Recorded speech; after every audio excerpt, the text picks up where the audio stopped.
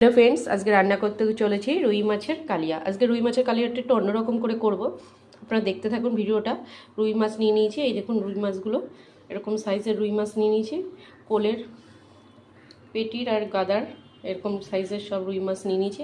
আর নিয়ে দিয়েছি দুটো কাঁচা টমেটো। যেহেতু আমার কাছে পাকা টমেটো নেই, তাই আমি কাঁচা টমেটো দিয়ে আজকে করব। আর দুটো পেঁয়াজ, বড় সাইজের দুটো মিডিয়াম পেঁয়াজ। আর নিয়েছি আদার টুকরো, এই সাইজের আদা। আর কয়েক 10 কোয়ার মতন রসুন। এগুলো সব মিক্সচার গ্রেটারে আমি ঘষে নেব। আমি নিয়েছি এই যে আদা, রসুন, পেঁয়াজ গ্রেট করে নিয়েছি, কাঁচা টমেটো। আপনারা চাইলে যারা কাঁচা টমেটো খেতে ভালোবাসেন কাঁচা টমেটো, পাকা টমেটো দিয়ে করতে পারে। নিয়ে নিলাম 2 চামচের মতন জিরের গুঁড়ো। যেহেতু কাঁচা লঙ্কা আমি দুটো চিড়ে দিয়েছি, তাই জন্য লঙ্কার গুঁড়োটা কম দেবো। লঙ্কার গুঁড়ো নিয়ে নিলাম, দিয়ে দিলাম 1 চামচের মতন জিরের গুঁড়ো। এবার মাছগুলো দিয়ে দেবো, সব মেখে বসাবো আজকে। পরিমাণ মতন হলুদ,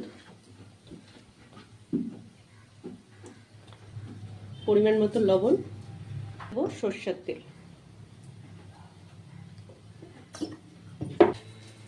এবার এগুলোকে সব মেখে নেব। মাছটা সব একসঙ্গে মেখে কড়াইতে বসিয়ে দেবো।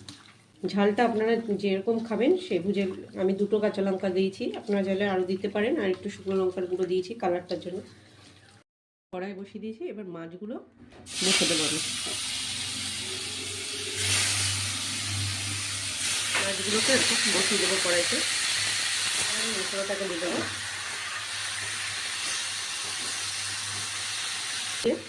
সামান্য জল দিয়ে দেবো, মাছটা ভিতরে মশলাটা ভালো করে ঢোকে।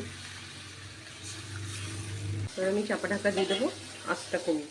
দেখা যাক মাছটা কত দূর হয়েছে। একদম মাছ হয়ে এসছে। এর মধ্যে আমি বিলাতি ধনেপাতা ছড়িয়ে নামাবো। আমার ভিডিওটা যদি আপনাদের ভালো লেগে থাকে, লাইক ও সাবস্ক্রাইব করে আমার পাশে থাকবে।